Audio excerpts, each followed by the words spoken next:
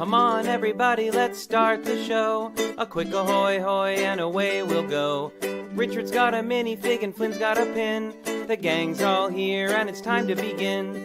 TrickyBricks roll call. Moto, Holly, Cara, and sometimes Blair, Clicky, Logan, Ms. Thing and Angela, and Thunderman Ho! Now you're here to grab your bricks and let's go to the TrickyBricks Build and Check Show!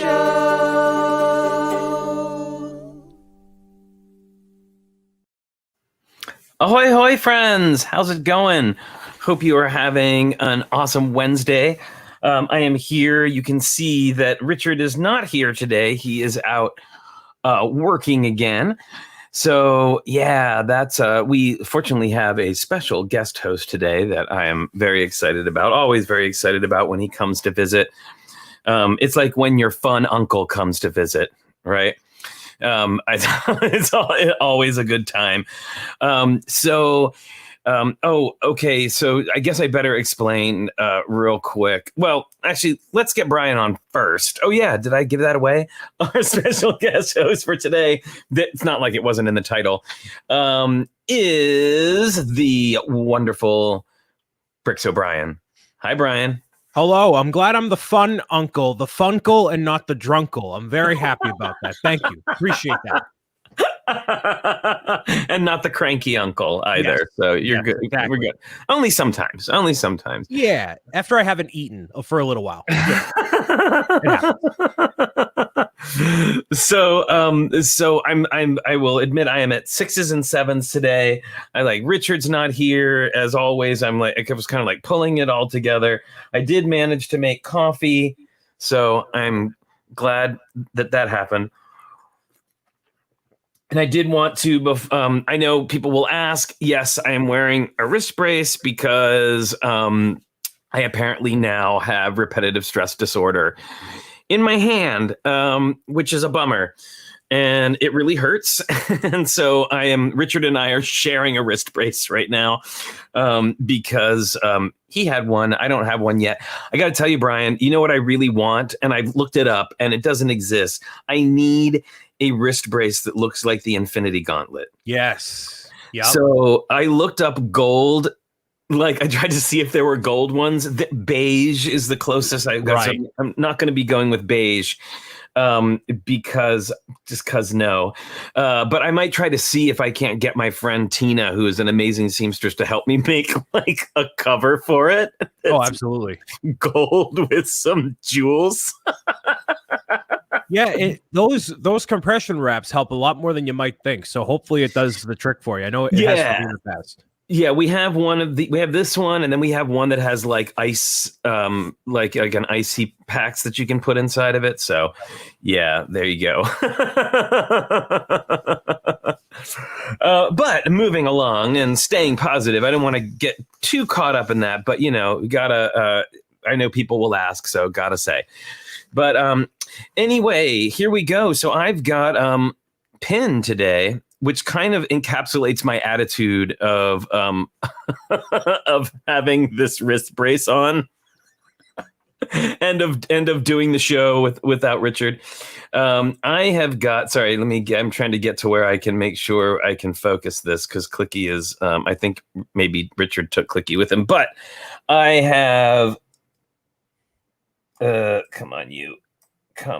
There Put it in front of your face. Yeah, like that. Yeah. There we go. Ooh. Figaro with a typically semi-cranky look on his face, which pretty much, yeah, when it started hurting, that was the face. Yeah, right. I made. What about you, Brian? Do you have a pin today?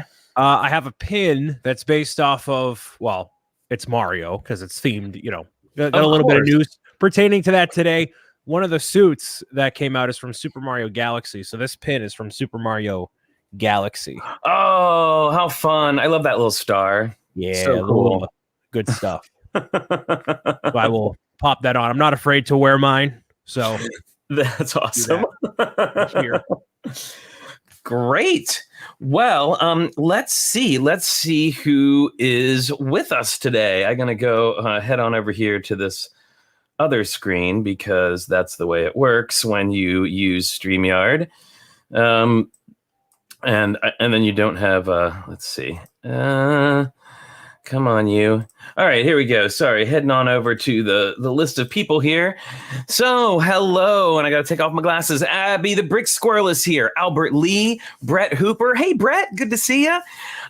Brick Anissa is here. Bubs and Lava Bat. Chris TVA Minuteman Chalice. All right.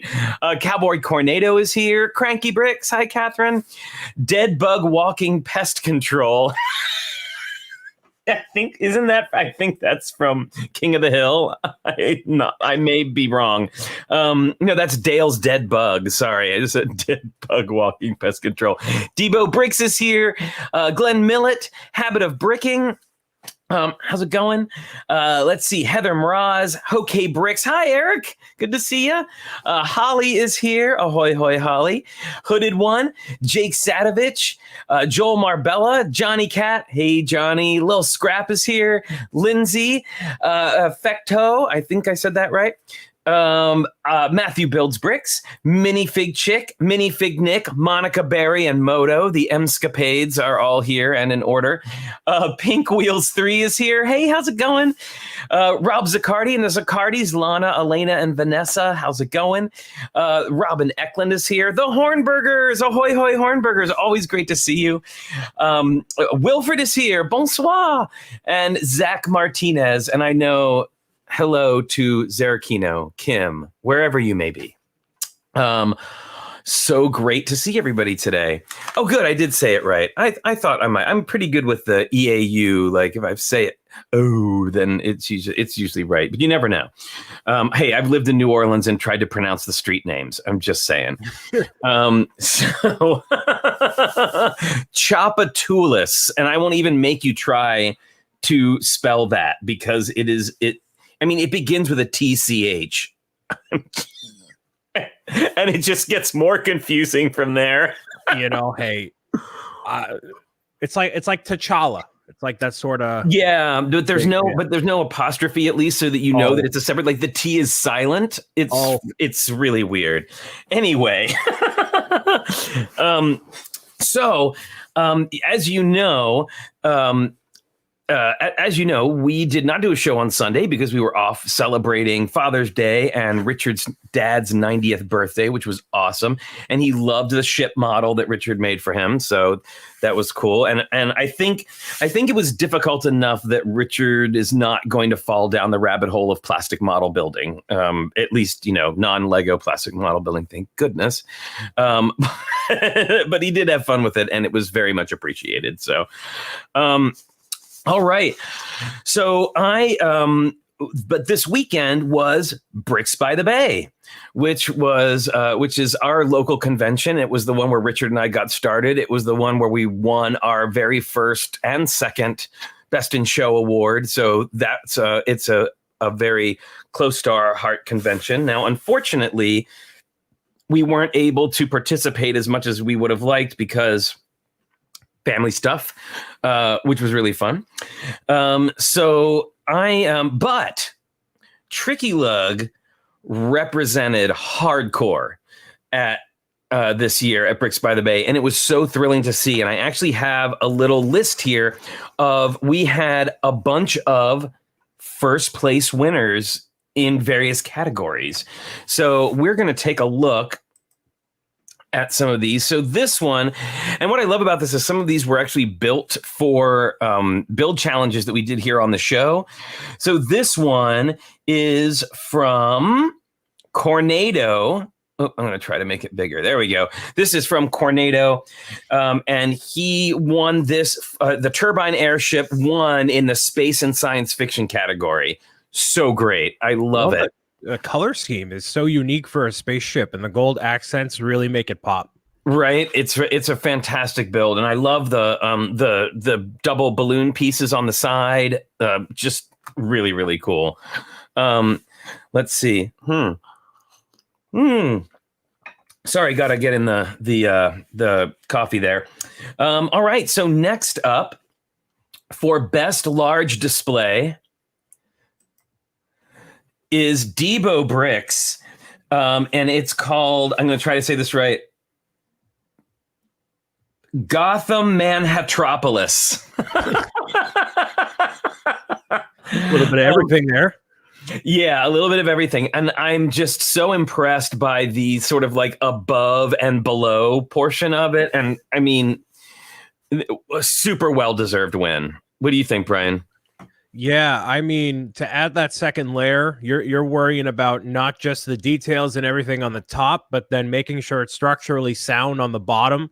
And there's so much technique that can go into it. And obviously those beams are really supporting a lot of that weight, especially for those larger skyscrapers. So overall, it's a technical and a looks-wise beautiful display.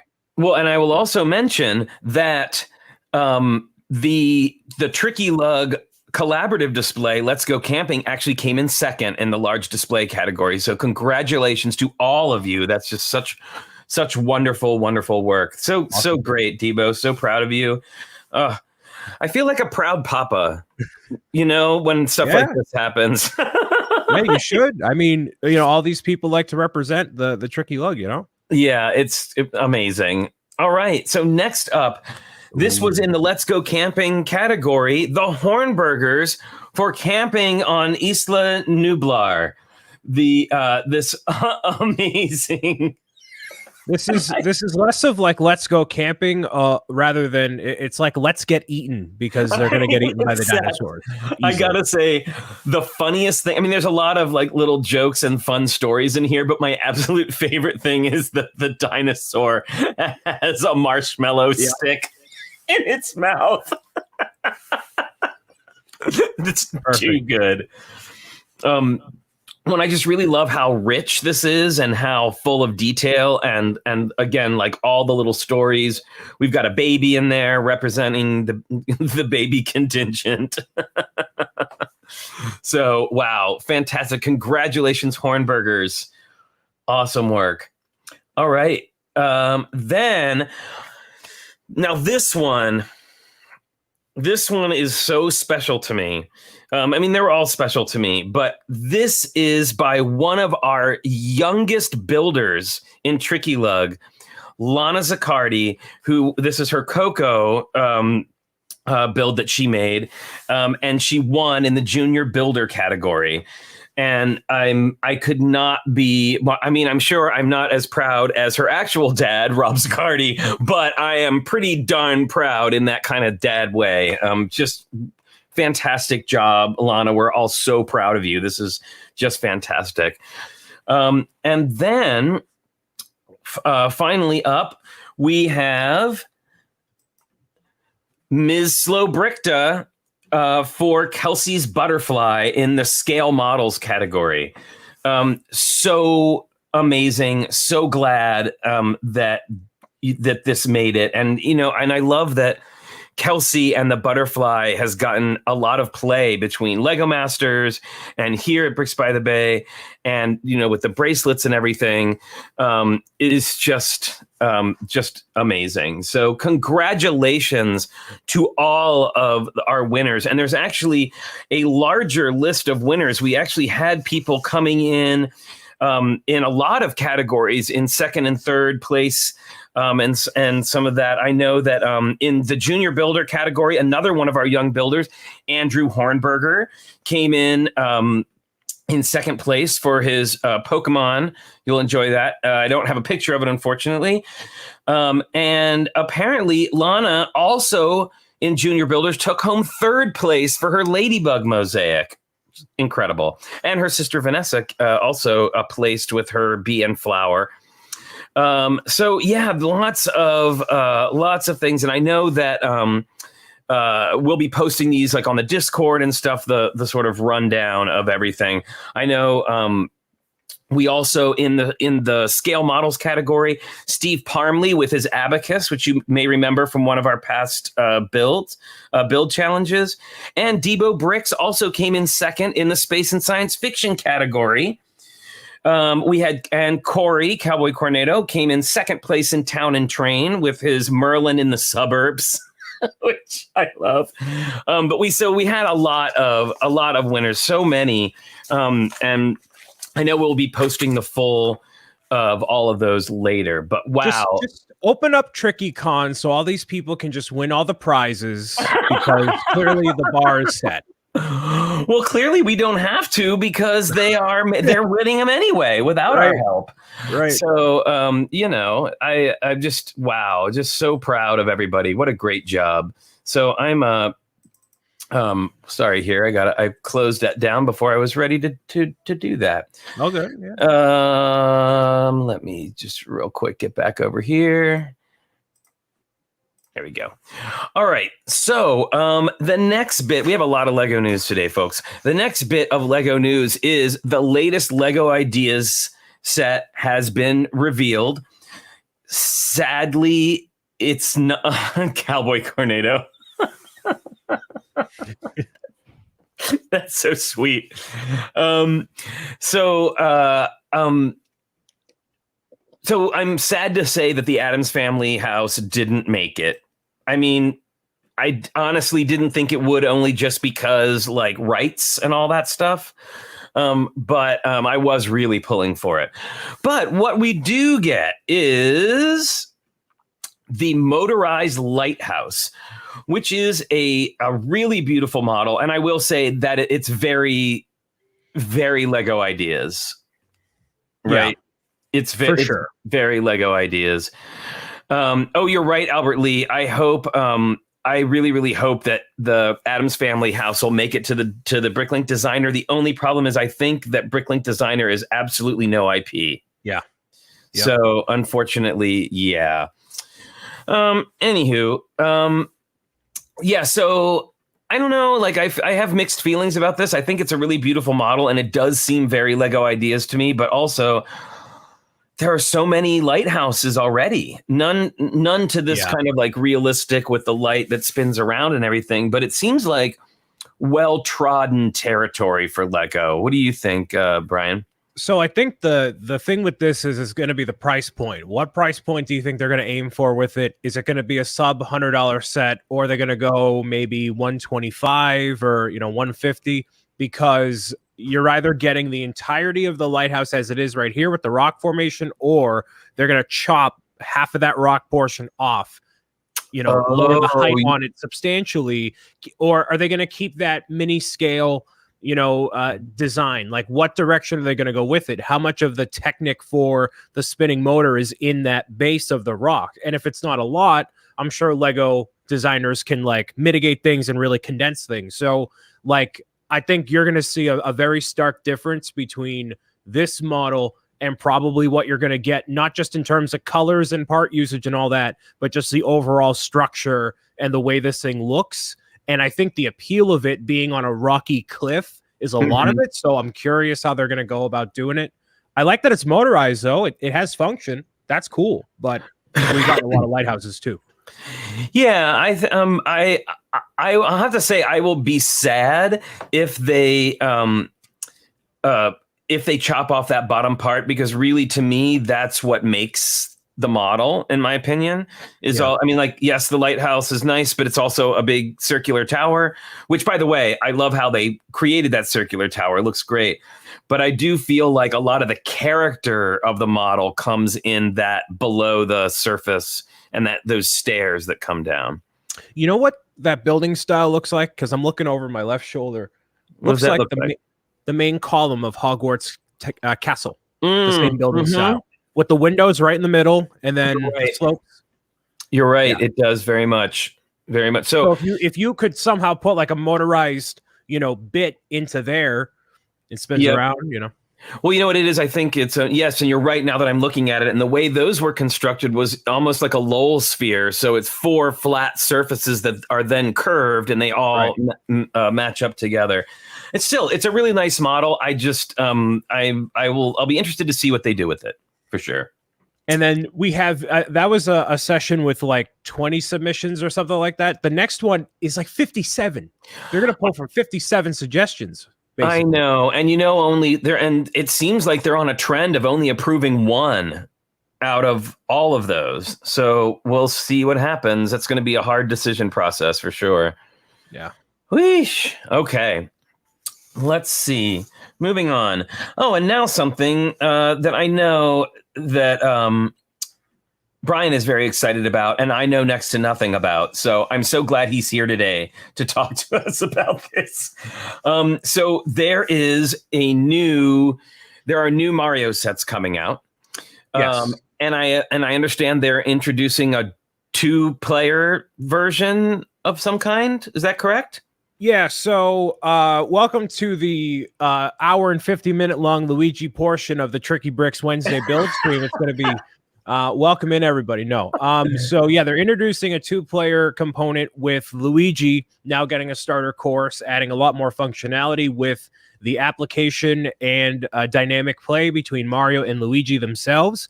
In terms of the physical Luigi, he is 1 plate overall taller than Mario. The legs are a little bit skinnier. The face is indented a little bit, so it is a different mold compared to what you got with Mario. Oh, good. You do not need the application to link up Mario and Luigi. They can just play on their own. And there's a lot of new bricks and techniques that are going on with this whole entire 2-player portion. A lot of the sets in this way focus on 2-player. So you see that in the starter course and all throughout the entire line. So I have half of them. I will be receiving the second half of the wave because I was the victor of the Lego Super Mario Championship that we competed in on last Friday. I beat April and I beat Brick and Nick, so I got the crown. Wow, very nice. April came in second, though, so, we got that. Very happy about that, but Nick, not even in top 3. Very happy about that, too. So he won last year. I had to dethrone him. All right, yeah, all right, that's fair. So, okay, I have some of the sets here. I do have Luigi, so I'll show you Luigi just to show you that I physically have him. He's right there. So there he is. Very cool. Oh, I love the animation in the eyes. It looks great, especially here on the screen.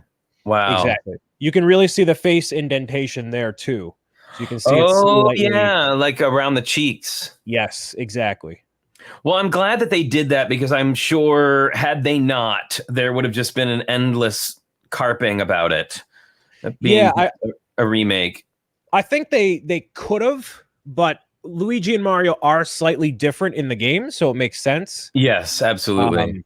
So, on the side profile looks very similar. The other thing that I got, I don't know, what order are these pictures in, just so I know. We can do you want to do the airship next? No, I was going to go with the suit. This guy right here. Oh, so I don't have any pictures of that. So let's just go ahead and you can go ahead and there you go.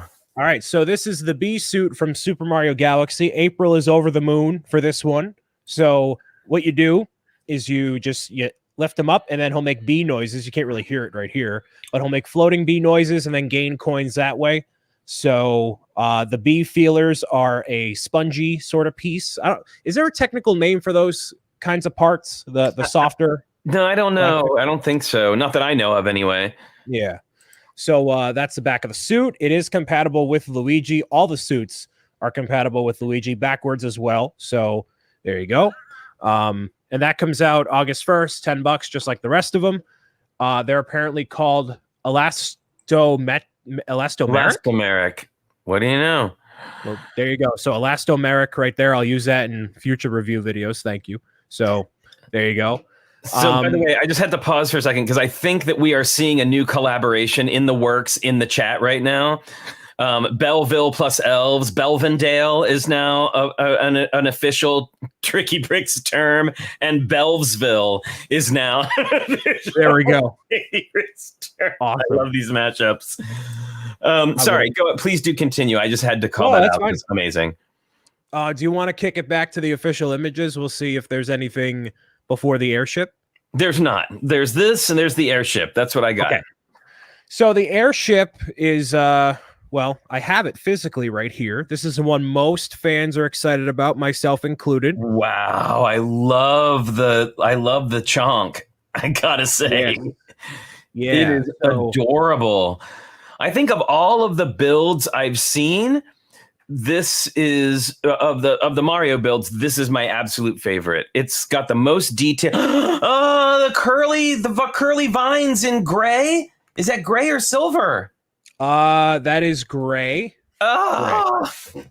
Oh my goodness. That's amazing. I love those pieces. They're like some of my favorite pieces. And gray lanterns. Yes. Wow. So this one is most exciting. Yeah. So this is the most intricate build of any of them because, as I said in my review video on Beyond the Brick, it doesn't compromise the build quality to accommodate to the play series that Mario has. So it looks really good even as a display piece here. And I hope they continue with this trend with doing sets like this. But then also, if you're familiar with Mario Brothers 3, the whole ship extends just like this. Oh my goodness. And I saw the split in the front and I was wondering what was up with that. Wow. That is incredible. So you really need to put this on a flat surface. It does start to bow, so you can. I mean, it'll stay, but like that's what you're working with. So this is for play mode. The middle mast does move around. One of them over here is collapsible. So there's a lot of play elements here, but I'm sure you guys care just about the functionality and the way it looks. So it looks very impressive this way. Well, I love the Bowser face on the front too. That's and the back. Delightful. And the back. Very cool. And I love the use of, I'm going to guess it's what we call rocker hinges, but that's what's holding those side pieces on, it looks like. Sure. The sides of the ship, the red and gray parts of the ship on the side, they're sort of slanted inwards on the back. And it feels like it's the type of hinges that were used are those ones that are like, yeah. I gotta wow. Do it this way. Incredible. Like so cool. Yeah, so this is a $100 set, releases August 1st. There's a bunch of other sets that go along with this wave, but this is the one people are very clearly most excited about. I have been too. I've had this since like May, so I've had it for a while, just kind of sitting there, but finally glad I can talk about it and show it off to everybody. So apparently they're showing off more of the play stuff at Lego Con. So I don't know if they're gonna. I don't think there's anything else. I don't know of anything else in the pipeline, but that's Bowser's Airship. Well, I know that they are doing some product announcements at Lego Con, so we will see. You know, the rumor mill, I know, like, the leaks you don't do. Rumors is that there's a bigger Nintendo set coming out. So we'll see if that is a thing at Lego Con. I don't know anything. I wish I did. No one tells me, Flynn. Not even you. I didn't even know you're at Lego Con. You keep all these secrets. I know. Well, we weren't supposed to tell anybody. So, you know, yeah, but I'm the title. I know, Uncle Brian. I'm sorry. I will tell you next time. I'm the Lego Super Mario World Champion. It's fine. Well, yeah, we are. And that, by the way, is this Sunday, the 26th. Saturday, sorry. This Saturday, the 26th. And it's going to be, you'll have to look up all of the times and all that good stuff. And we'll remind you about this on Sunday. But we are part of the pre-show. So very excited about that. It's going to be awesome. Because I'm going to be doing a reaction stream to it. So it starts at noon Eastern. Is the pre-show, like, does it start at noon, like the whole stream, or should I start beforehand? I think I honestly don't know for sure, but I'm assuming it's going to be before. Okay. So if people tune in early, I really don't know. So, okay. Do you actually not know, or is this some secret? I don't know. No, I actually for real don't know. I mean, funny enough, like we weren't really in the loop about it much, other than they said, "Can you film this for us?" We said yes. We sent them the footage. They edited it down. They sent us a kind of a preview version to see. It's very exciting. It makes us look much fancier than we actually are. So there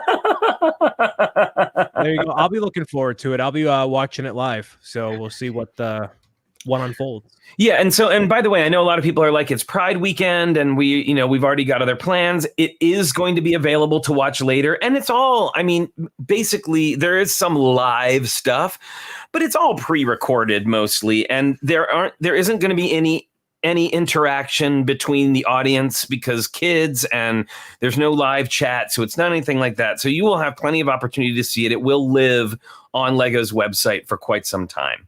So yeah, for sure. And I'm just, so now, do you think that your reaction video to this will be more or less enthusiastic than your Nintendo Direct ones?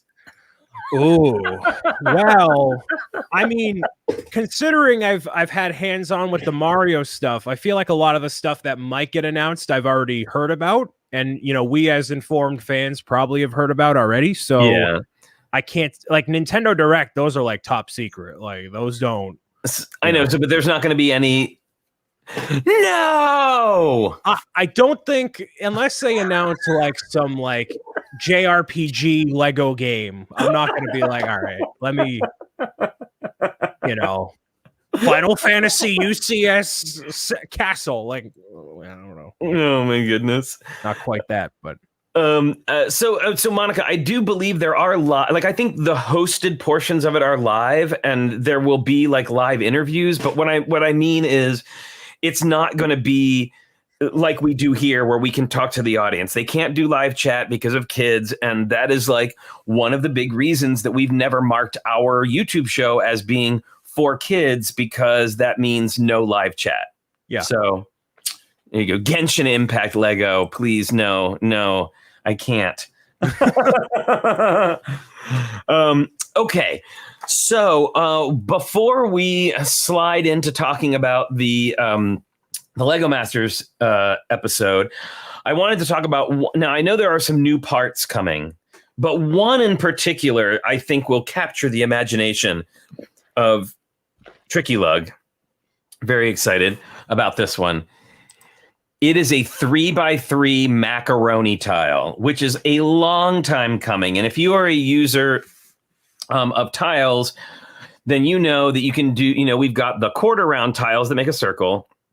We've got the 2x2s that make a circle around that. And then we jump up to the 4x4 ones that create a circle around that. So you end up with like a bullseye with an empty gap in between. Well, now we're finally able to fill that gap in our macaroni tile lives with a 3x3 macaroni tile. And I'm sure we will see this in many other colors. Although I must admit, I don't know which Mario set this one comes in. Do you know, Brian? You would think I would. Give me a half second. I'll double. Is it in that olive green color? Do we know for sure? I'm not sure. Yes. Yeah. I'm not sure if it's olive green or lime green. It looks olive green to me. But who can say? Minifig Chick says that the LegoCon ad says that the new set reveal will be Star Wars. I'm not getting my castle yet. Dang it. All right. Well, no, I'm not seeing it here. It might be in another. New Elementary would know. If somebody wants to look up New Elementary real quick, they can tell us what that might be. Hey, Osorg is here. Good to see you. Yes, you haven't been able to be here for a live one in a little minute, so glad to see you there. Very good. So let me see. Oh, Matthew Bilsbrick says that I'm freaking out as I was dreaming about Lego creating this piece in my exams today. Well, there you go. Look, dreams do come true, Matthew. Okay. So initially, the element is only available in olive green in Resner Knockdown. Knockdown? Have you played Mario 3? No. Didn't you work in video games for like a little while doing the video game thing? I did, but I mostly even though I had a Nintendo, I mostly most of my stuff was PS4 reviews, like bigger games on the big long ones. So I have to admit to not being, well, you know what it is that the whole Mario thing happened well after my time. As far as like in my life of video games, I was already like out of high school or just finishing up high school, and I had much bigger fish to fry at the time. And so it's never really been, a big part of my life, so I don't have that kind of attachment to it. I enjoy the iconography of it and, you know, the look of it, but it's not really, you know, that's exactly what I was going to say. Reznor Knockdown. Is this like a 9 Inch Nails thing? Reznor is a castle boss in Mario 3, if you're familiar, but yeah, I don't know where this piece goes. Just flew off somewhere. I don't know. Figure it out. Oh my goodness. Yeah. All right. Well, that is a slew of Lego news. Oh, and there's still 2 other things. We don't have a picture for these things, but they do bear mentioning. So there's a video game coming out called Builder's Journey, which initially started off as a phone game and now is going to be actually ported to the Switch and a PC. And it's a very apparently like Zen approach Lego building game, not like what you would normally consider a Lego game. It's not tons of bright colors and fast moving. It's a very more like chill experience. So that should be fun. The other thing, and this just came out this morning, is the sustainability report from Lego. As we know, Lego is trying to make moves towards better sustainability. And part of that, I know, includes something infuriating to a lot of people, which is the cardboard boxes for like the video blind boxes. So instead of the foil bags, and I have a feeling we may be moving towards that. Who knows? And one of the things they want to do is paper bags inside instead of the plastic bags, like the one-use plastic bags that we currently have. We know for a while they've been trying to move towards plant-based plastics as well. We got some plant pieces in plant-based plastics. And so now apparently they are working on using the plastic from recycled plastic bottles to create bricks. And awesome. Yeah, and their big goal, as Albert Lee says, is to be all renewable sources by 2030 is their goal. I think that's great. And I know they're, whenever they announce these things, there's always the people that are like, well, that's great, but we need more. Well, I get it. Yes, we always need more. And, but also too, you can't address everything all at once at the same time. It's just impossible. So I applaud them for moving forward and really trying to make this work, which is a lot more than a lot of people. And especially with the quality of Lego, like they want to have quality and consistency as much as possible. Yeah. Like they can't just try this thing and then, try to get it to market ASAP. It takes a lot of refining, a lot of trial and error. It's just a matter of time. Yeah, agreed. Awesome. All right. That is all of the Lego news we have today, if you can believe that. I was hoping that we would make it like all the way to Logan cookie time, but we didn't quite make it all the way there, but that's okay. We can at least do the little intro. So we are, even though Lego Masters was on last night, we are actually covering last week's episode that we missed because we missed out on Sunday. If you want to see a recap of last night's episode, you can. I mean, there's many people covering it on the internet, but you can also wait until Sunday when we will be back again with Brian and some other guests to talk about the episode. So this bag is Ninjago flavored.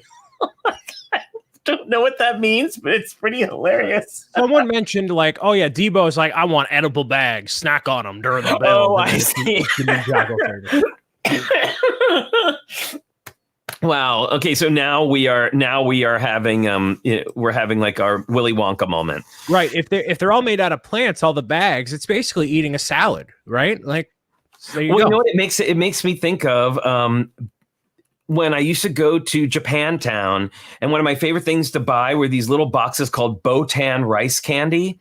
And it came like little individual candies that came wrapped in plastic, but the plastic was edible. It was like rice plastic. Yeah. So you could just put the whole thing in your mouth, the wrapper and all, and it would just like kind of melt away, which was really cool. That's kind of anyway. Cool. So yes, by the way, everybody, thankfully, I don't know if they did it last week, Lego Masters themselves spoiled the episode before it premiered out here and I gave them the business. It seems like maybe they didn't do that this time, but other people did. So let me just speak on this for a minute, because people like to do this with Loki, or they did it with WandaVision or whatever, where someone will go on Twitter and they'll try to be cheeky and they're like, well, last night's episode, like it was an episode of The Mandalorian. I remember somebody posted about like, well, that was a really big thing that happened last time, and it was a spider emoji from Mandalorian season 2. And I'm like, okay, you're not being cheeky by insinuating a spoil. Oh, I'm going to dance around it. Just shut up. Stop talking. Let people watch the episode. Keep your thoughts to yourself, because most of the time people probably don't care anyways. Just keep it to yourself. Okay. Yes, I will have to agree with you here. Let us, the professionals, have the dialogue when it's time. Yeah, let everybody give them time to watch what they got to watch, and then we'll discuss. Oh my goodness. Okay. And another good reason to stay off of Twitter. There you go. Exactly. Oh, there. Yeah. I need to be staying off of Twitter anyway. Thank you. Carpal tunnel syndrome. All right. Yes, I have to say it's making it very difficult. I actually had to put out a post on Instagram because the Rainbow Build Challenge is still going, and I've been trying as much as possible with over 500 entries, trying to keep up and like give everybody like a great job and all that. And I can't. That's fine. 500 entries. I mean, that's a lot of dedication, Yeah. I think we're pushing close to 700 at this point. Wow. So yeah. Okay. So we are, we're going to be talking about last week's episode, which was the Make and Shake. Now I gotta say, I thought it odd that they put this challenge directly after the last challenge, which was also a structural challenge. The last time the point was to make something that falls apart. And this time it was to make something that didn't fall apart. And it seemed a little bit of a soft lob to me. And I feel like they could have at least maybe broken that up a little bit and it wouldn't have seemed so obvious. But one that I did see, one thing that I did see that somebody wrote about is interesting, because I do try to keep up with, not just the regular Lego media, but what other people are saying about it, because they have a different take, right? I read somewhere that they said they felt like it seemed the focus was more on how can they destroy the Lego than how do they build the Lego. Yep. And that's been a complaint since season 1, is that we are not seeing enough of the building. And I 100% agree. And I feel like they've leaned into like the jokiness of it even more this season. Like we get, like in the Make and Shake episode, we got this like extended scene of Will calling somebody on the phone, like emergency. And it seemed like, okay, cute, but you could have done it a lot shorter. And then they did a second one. And I was like, I wanted to see the building. I want to see what people are doing. And I think a lot of people, feel that way. Yeah. I scrubbed through those sections with the phone. I'm like, this is not relevant to me. I don't care. But I think a lot of the destruction aspects are probably for the people early in the season, especially kids who are like, yeah, let's see why, like, that, which is people will watch NASCAR to see if there is a crash, which is awful, right? But it's that sort of like, what can go wrong? That's the typical, that I don't know what you want to call that in human nature. That's just like a ding, that's a catch, unfortunately. And I think some of the other challenges, we've seen a lot more of the showcase. I think the when we had, what was the name of the challenge? Like the last one before this. The explosion challenge. Yeah, I thought you got to see more of the builds that time around, but this one, it was more about the scale rather than the detail. So they didn't really show the detail there. Yeah, it's interesting because they are so often critical of blocky, boxy building, and that's what this was, a lot of square towers, right? It had to be. They had to be. Absolutely. Okay, everybody. Actually, now that we have done our little pre-show preview, it is time for the pause that refreshes. Everybody, please welcome to the show the one and only Logan.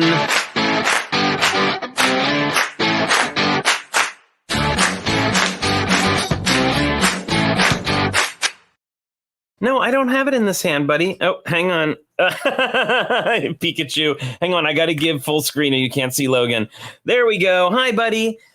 I have to be careful which hand. No, it's not over here. It's up here. There we go. Say hi to all your friends. Yay, Logan. Crunchy crunch. And another one. Wow, Logan, you're getting so good at that. What a good boy. And one last one. Nope. Oh no.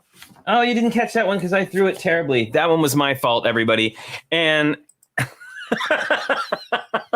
have your Pikachu who doesn't need snacks, just needs hugs. And that and that, everybody, is Logan cookie time.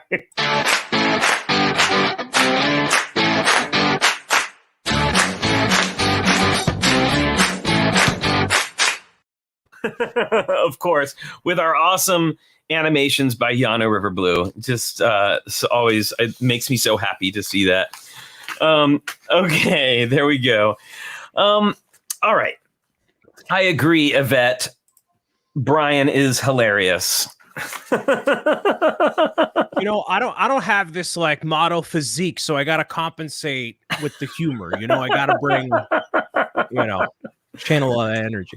Well, and there is a reason why Brian has been I believe our most returned guest on the show at this point. Thank you. Besides our regulars on Sunday, of course. Okay, so back to the show. Back to the shoe. There were some again, this wasn't about the details, and I get that, but I have to say I missed that part of it. Yeah. Seeing a lot of just square towers, I was really I don't want to say disappointed, but I was just hoping there would be a little bit more to it. And I was really, really impressed by the people who did manage to incorporate a true storytelling into their builds.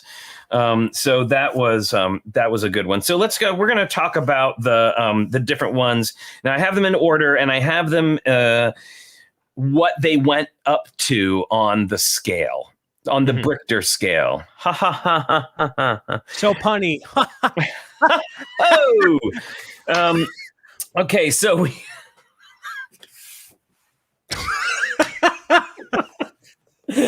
Okay.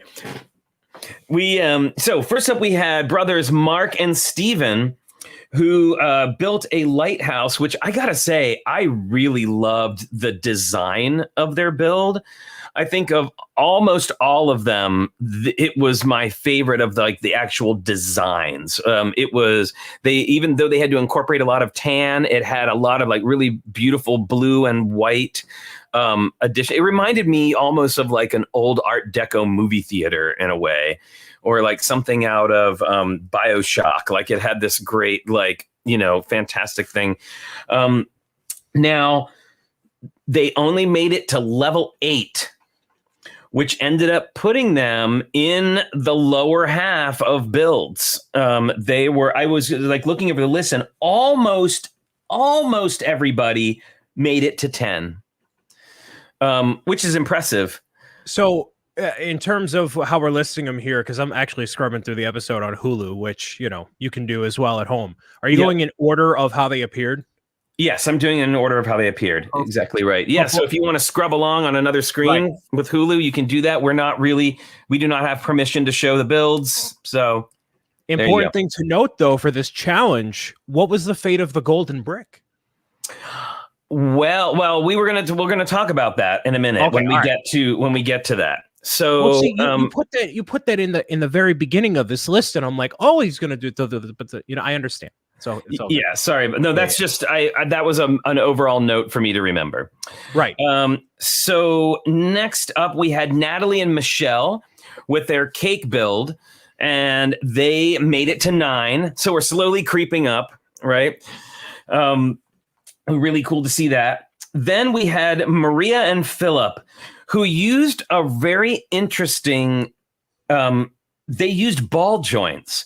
And see, this is where I have a bone to pick, is I did not get to see how they used those ball joints and what it was about the ball joints that made their building stay up to level 10. They were the first to hit level 10.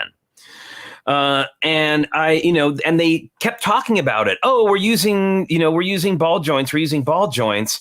And I was like, well, I never even got to see what that was. And I found that a little bit disappointing for a challenge that was all about structure and how to make the structure keep from falling apart. You would, because I realized, like, with the explosion challenge, it's less easy to show how something breaks apart. It's much easier to show how it doesn't. Right. Debo says the ball joints were the vines wrapped around the exterior. Got it.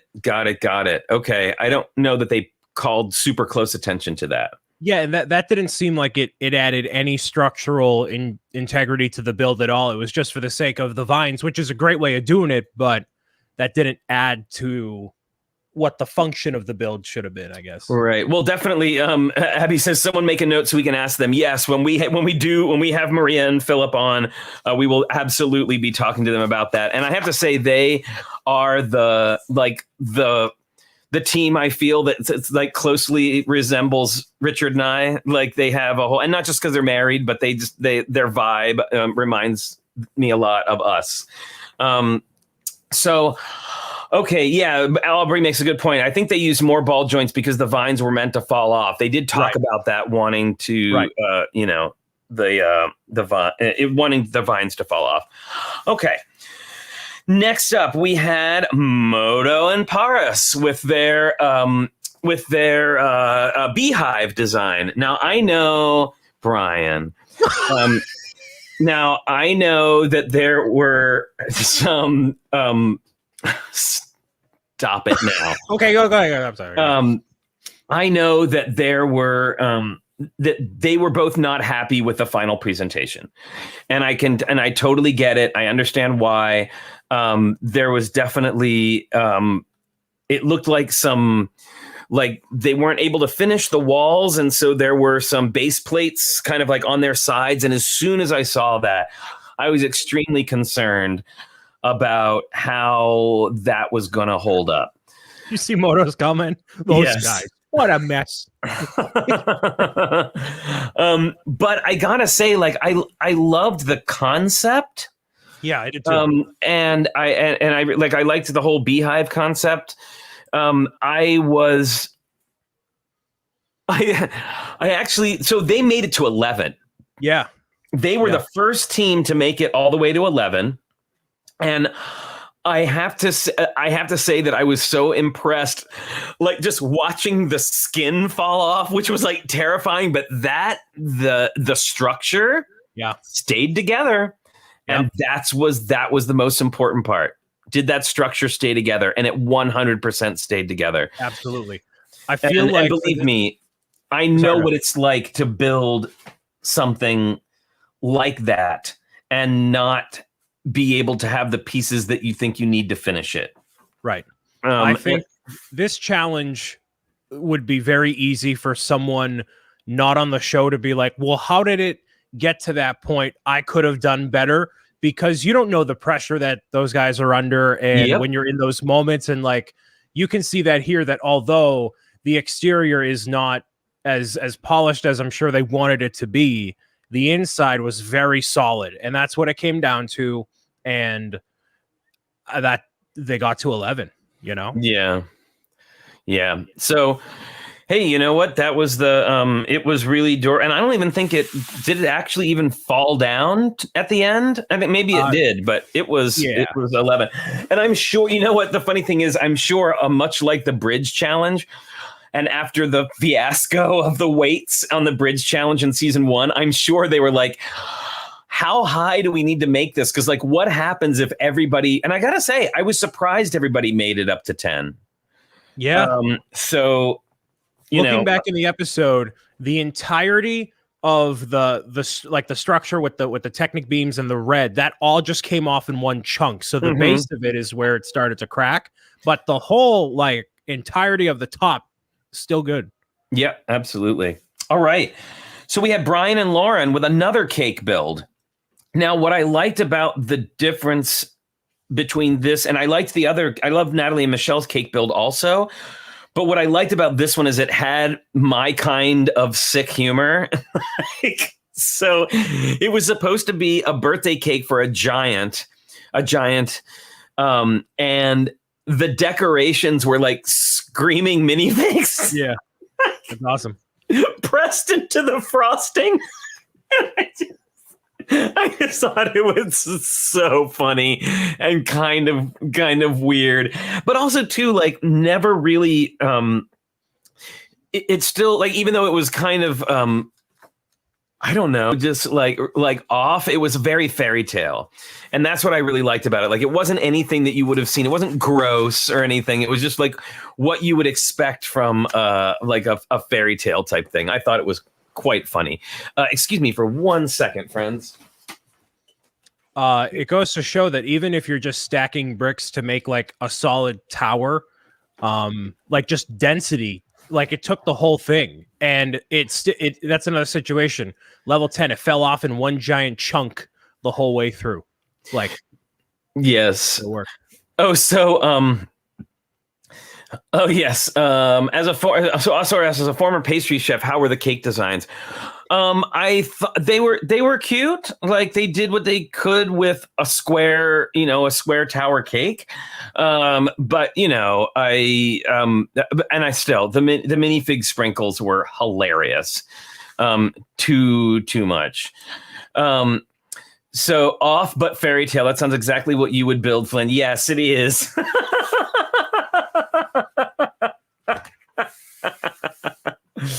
Oh my goodness.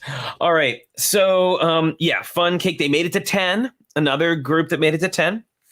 All right, Randall and Cyrita.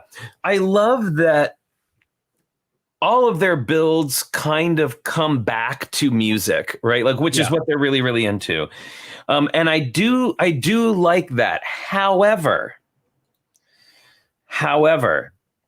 I will say that the danger lies in leaning too hard into that. And I think if they keep going in that vein, the judges are going to have something to say about it.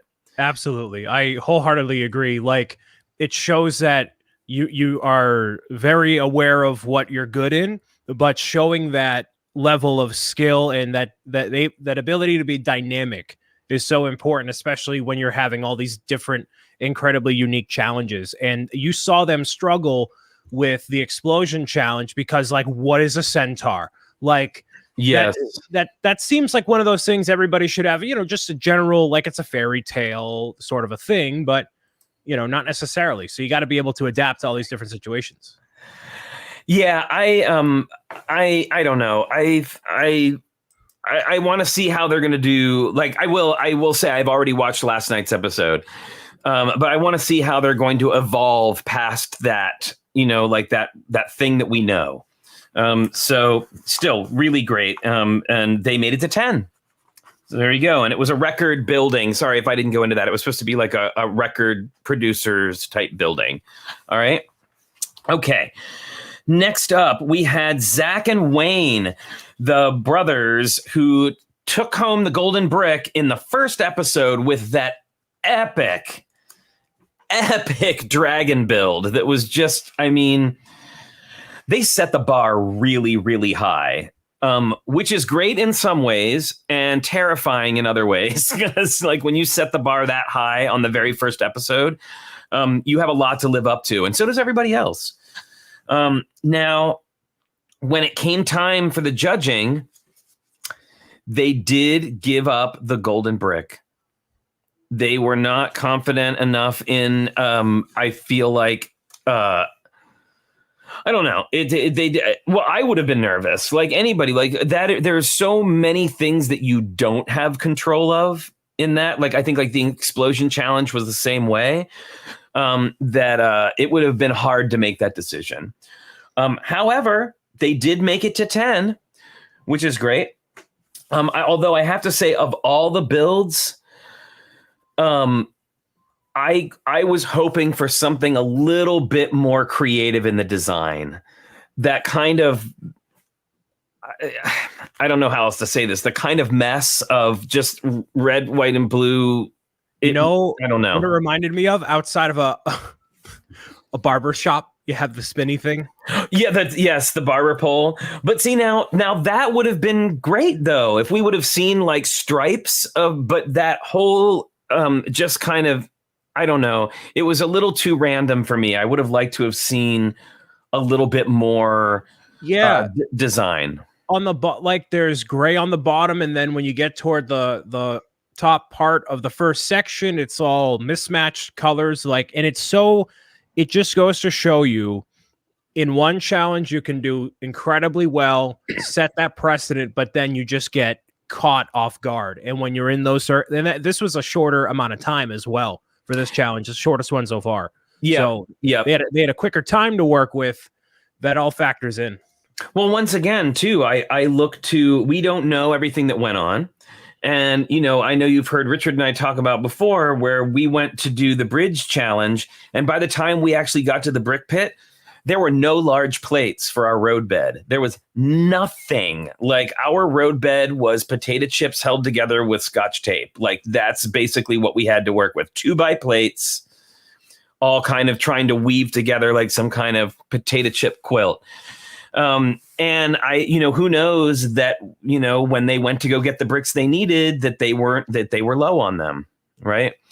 I will say, it's a good thing that they probably get. I mean, like, they didn't need to, as far as like structure goes, they didn't need to give up the brick, but I think it was a smart move on their part. Yeah, for sure. And also too, like, I think one of the things that, like in our season, Aaron and Christian hung on to that golden brick for a long time. And it kind of removed that bit of the competition, like kind of took it out of play. And so we didn't have that element to kind of play off of for those first, I don't know how many it was, like 5 episodes or whatever. So yeah. All right. Next up, we had Dave and Richard. I love these guys, first of all. Yeah, they are awesome with every single build. I'm like, wow, I didn't expect it. And I had never heard of them before. But They are consistently impressing me with their builds also. Yeah, so Richard actually works with me at Brothers Brick. Or at the Brothers Brick. And Dave is a teacher, a kindergarten teacher. And they did, and I wish I could remember it because they gave the name and it was like mathy and complicated, and now I don't remember, but their build had to do with education. Tube and beam exoskeleton is what they put in the show, but right. Different, yeah. And they did, now that's the thing though, it was empty on the inside. So of everybody, they showed they showed when they showed the inside, it was completely empty, and they got all the way up to 11. One of the 3 teams to make it up to 11 with Moto and Paris. And when their tower did fall, it was the whole thing. Yeah, like it didn't just crumble, but like in the end, just the whole thing toppled over and stayed intact. Extremely impressive. And it's so clean. The whole thing is crystal clear. Yes. On the outside. It's a Fibonacci sequence. That's what it is. Yeah. You know what it really, thank you. Yes. And you know what it really made me think of a lot, like the cleanness of it reminded me a lot of Boone and Mark's laptop build. Yeah. Like I know they were really disappointed to have gotten that laptop, but the final result, in my opinion, was wonderful. And I really, really loved that the cleanness of it, and it reminded me a lot of that. And I love the numbers on the sides. Like, it was just all very, very nerdy. So there you go. As a math nerd, it made me really happy indeed. Yeah, literally, like the whole, like the top on impact got decimated, but the bulk of it, like, that is incredibly impressive. Yeah, absolutely. Okay. Oh gosh, we're having a Fibonacci sequence like battle in the chat right now. All the nerds here. All the math nerds are chiming in. It starts with a 0. Okay. There's going to be a revolt in the chat any moment. All right. So Caleb and Jacob, the twins, did a sort of red building. Yep. Again, this was a place where I would have liked to have seen more about the build. I know that they had some structure on the outside of it, which they kind of showed at the beginning, but then it didn't quite. I never kind of understood where it went after that. Mm-hmm. This one, to me, was the easiest one to conceptualize, where if you're in the middle of it, you're like, okay, well, it's going to be a building, and if we can't finish in time, it'll be an incomplete under construction building. Like, the concept seems pretty natural if you're in that sort of circumstance. So, like, the crane fell off first because it was just kind of whatever. Right. But the structure held pretty well. Yeah, I gotta say that is definitely, like, on this show an easy place to go. If it doesn't work out, put construction workers on it. Right, exactly. But I mean, it makes sense. Oh my goodness. It's a part of the story. Yeah, that we're working on it. It's a sequel or prequel, whatever. Bye, Moto. Thanks for stopping by. And Moto will be joining us on Sunday for the show then. So, okay, let's see. Okay, here we go. We are next up. We had Tim and Zach, father and son team. Oh, and by the way, Caleb and Jacob made it to 8, so they matched Mark and Steven on the 8. And next we had Tim and Zach, and they had a lot of tan. And I know that was something that they kind of bye, Wyatt. We'll see you later. They kind of had a lot of the judges kept saying something to them about the colors and like the tan and that. And personally, I thought the building compared to a lot of the other ones was actually aesthetically pleasing. Regardless of the tan. I agree. I think this. I feel like structure. I feel like story was not as big of a deal with this challenge specifically, even though Lego in general loves to go after story. Yep. And really have that be an emphasis. So I like how they tried to have a story with this, and like this one seemed like all right, we're building a real big structure, but we need to add something to this to give it some variety. Cats, and you toss them on the side, and then there you go. Right. I mean, I thought it was fun. I think that it's easy to, especially when you're in a situation where you can just pull out a drawer of cats. cat. Yeah, it was like easy to put it all on there. But I did enjoy the story, and I have to say that part of the reason I enjoyed their story so much was because as a child, we actually had a cat named Leo who did the exact thing that that Tim was talking about. And oh, hey, Monarch, by the way, we're talking about last week's episode, not last night's episode, just FYI, so you know. I gotta say, we had a cat that did that and hung on, like, we have, because I grew up in Baltimore, so you had screen doors is a thing, which I'm sure living on the East Coast, screen doors. And you could open our front door and the cat would just be hanging on the screens and leaving big holes. And then it was when the cat hung on my mom's sheer curtains and tore them, then that was the end. Yeah. Leo went to go live on a farm. So there you go. So I related. I gotta say, I completely related to that. Okay, so I thought it was a fun building, but they reached 8. They were the third team to reach level 8. And then finally we had Susan and Jen with their haunted high rise. Now, I don't know if it was just the editing of it, but the haunted part seemed to be kind of tacked on at the end.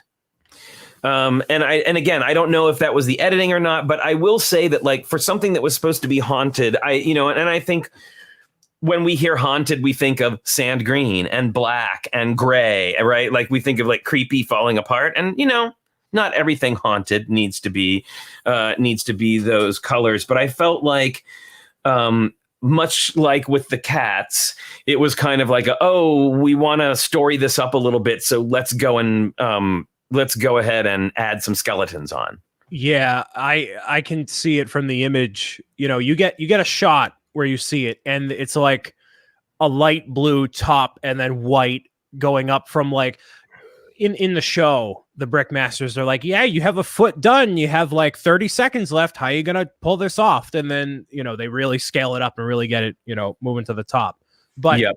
The vibe I tried to associate with it is like Ghostbusters, when the building kind of has like gray skies over it, and it's haunted in that way, but it didn't quite convey. You can tell the face was just right on there, instead of it being like maybe incorporated into the building a little bit more, or something. Work zoom on one screen, TrickyBricks on the other. That's what I like to hear. Yep. That's what I like to hear. So yeah, you got work zoom, you have TrickyBricks, and then one other hand is working on Peach's Castle on the side. You're doing that section over there. Okay, so so that was our sort of like coverage of all the different models. And again, you can go look these up. There are pictures of them around. We don't have clearance to use them. So let's say that if we were the Brick Masters, if we were the Brick Masters of this episode, where would you?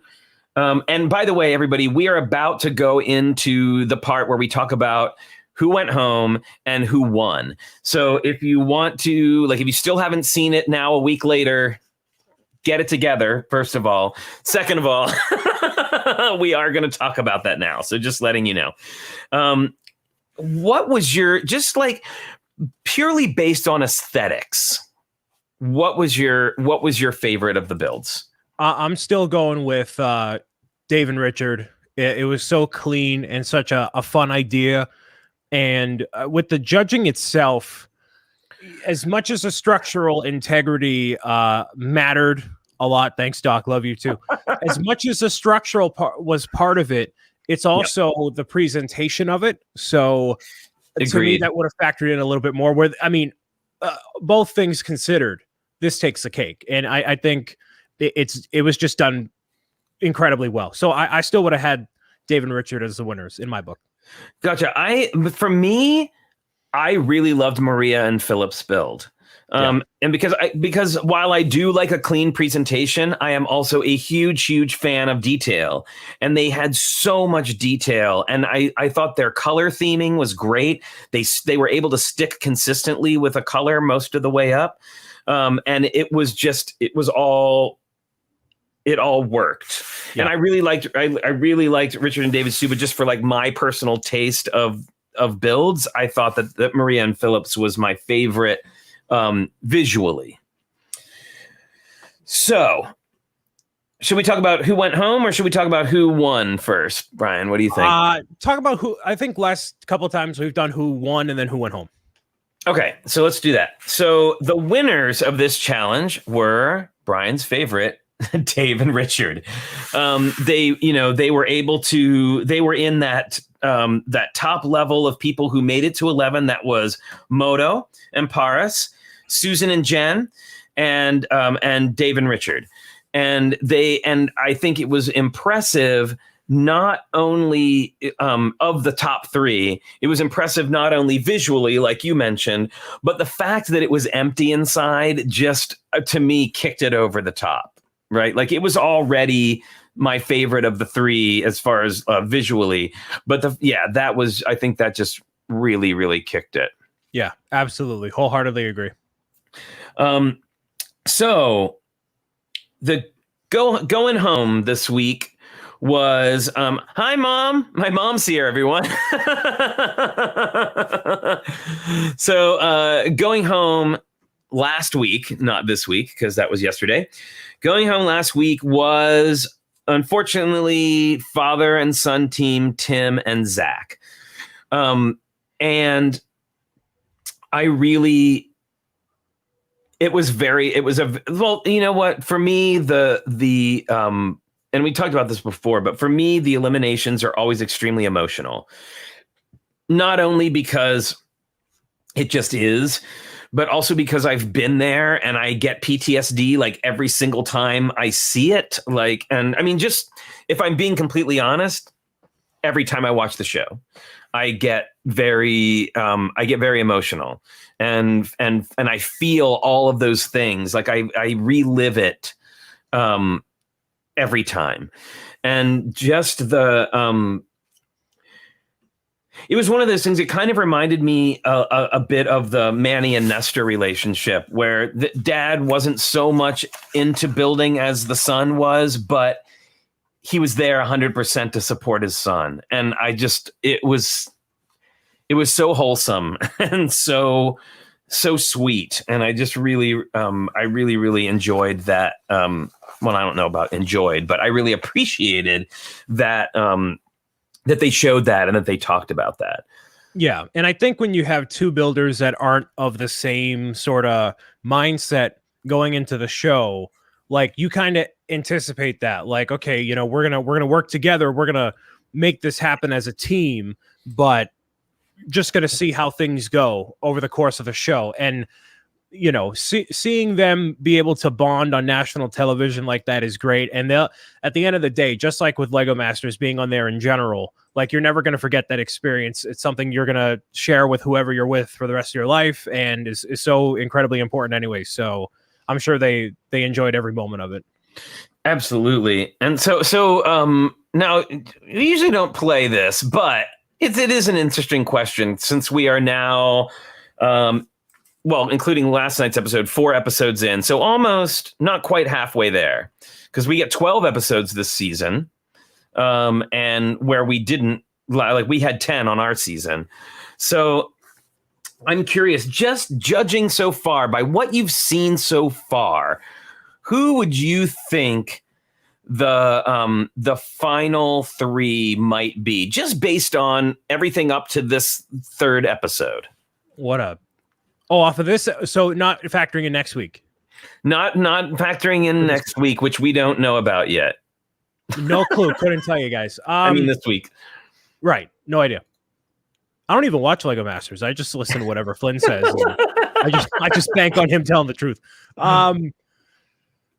I mean, Dave and Richard's builds have been pretty. The thing is consistency as well. It's across all the challenges that they're not sticking to one theme or one sort of idea. They're just taking whatever cards are dealt out of the table and bam. Yeah. Well, I will say that this season, in a difference from our season, is there were teams who were really, really strong right out of the gate and consistently stayed strong throughout. So it was kind of like you could see who were head and shoulders in those ones. And in this one, so far, it has been, like you were saying, remarkably inconsistent. Like, yes. I mean, like, I would have, based on that first episode, I would have expected Zach and Wayne to nail every single one. Right. And I would have expected the same thing of Mark and Steven to kind of like nail every single one. And I don't know, and we haven't seen that so far. It's definitely been like a lot of up and down. Like there's lots of changing of places. So something with Mark and Steven specifically, you know, when I saw them in episode 1 or 2 where they have the Brick Fair trophies, and I'm like, all right, these guys, All right. Great. They're going to sweep the whole thing.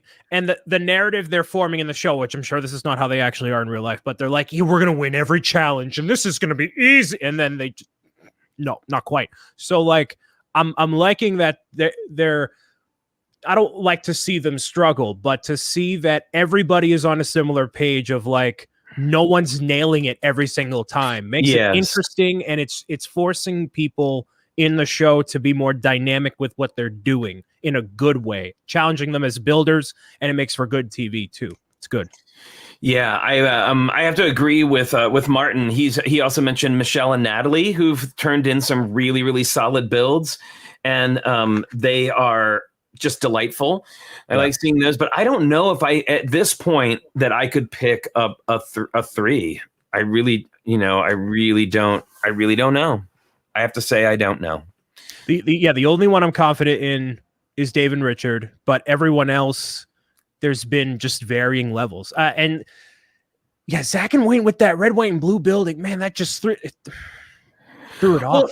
Well, I gotta say, it just goes to show you, and especially in terms of like Mark and Steven, just because you take home all the trophies doesn't mean that it's going to translate into the time constraints, the challenge constraints. Like, it's a lot, and I think it really just goes to prove that no matter how good you are, it's going to be a challenge. And there are ways that you don't that you can't possibly make it. Like there's just ways that you can't possibly predict how it's going to go. So so that was and again, we're not going to talk about last night's episode. That is for Sunday, but we will be talking about that on Sunday.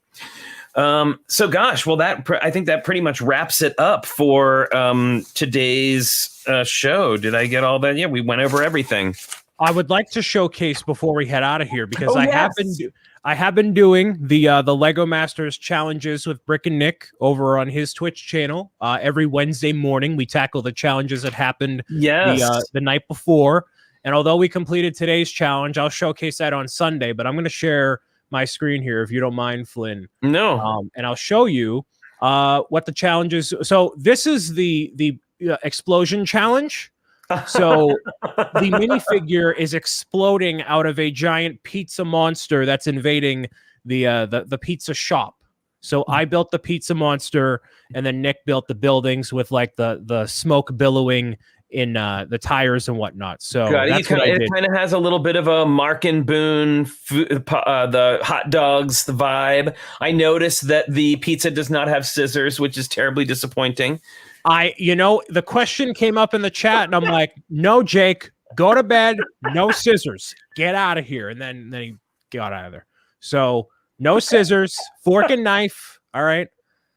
So that was from like 2 weeks ago and last week. So for this challenge we just talked about, this one is the tower challenge. So we didn't have a shaker, right? We had no way of shaking it, but ended up doing 2 different towers, where mine was sort of a Pride-inspired design, transitioning from all the colors. And like, I tried to get the pink and the light blue. There's not many light blue bricks that I had, so I tried my very best. I can tell you that's a hard one. It's a very hard one. So I tried doing that. And then, like a signal tower on top. And then Nick, you can't see it from here, but the inside of it had a lot more Technic beams in there, like structural parts to make it stable. And he went with a more castle-esque theme. But I ended up winning. We competed because mine is, taller. But I was going to say yours towers over the other one. Yeah, but Nick tried to do the thing where he's like, oh, but can you hold it sideways because it's so stable? And I'm like, all right, Nick, you're just trying to find a way to win because his stayed. It's very competitive. So we haven't taken pictures for last night's or this morning's challenge, but I think this week's, you'll see it on Sunday, is the best one that we have done so far. Both of us combined. It was excellent if you were there and you watched it live. So exciting. How very cool. Awesome. Well, so we got a couple of things going on this week. Is the Liz Seed Part Challenge slideshow is this Friday. And we're going to be sending the video to Joel Baker, who we had on a couple of weeks ago, who is the concept designer at Lego, and it was he who is responsible for making Liz a micro doll. And we're going to be sending it to him, and he's going to be sharing it with the Friends team, which I'm really, really excited about. So make sure and get those Liz Seed Challenge builds in and show the Friends team how much we love Friends and how much we love Liz. I'm calling it the I Love Liz Challenge. Awesome. I mean, it's the Liz Seed Part Challenge, but I'm calling it the I Love Liz Challenge. So I looking forward to seeing what everybody does with that. I think that's going to be really, really fun. And of course, the fact knowing that it's going to make its way back to the designers is extra fun. This Sunday. And by the way, as always, challenge builds are due on Thursday. We say 5 p.m., but usually it ends up being later. I don't think that Mairead actually shuts it down until about 9 or 10 p.m. So you have extra time to get it in. What else is happening? Wednesdays. So I put, if you're on our Discord, you probably saw the note that I put up kind of gauging people's thoughts and ideas about Wednesdays.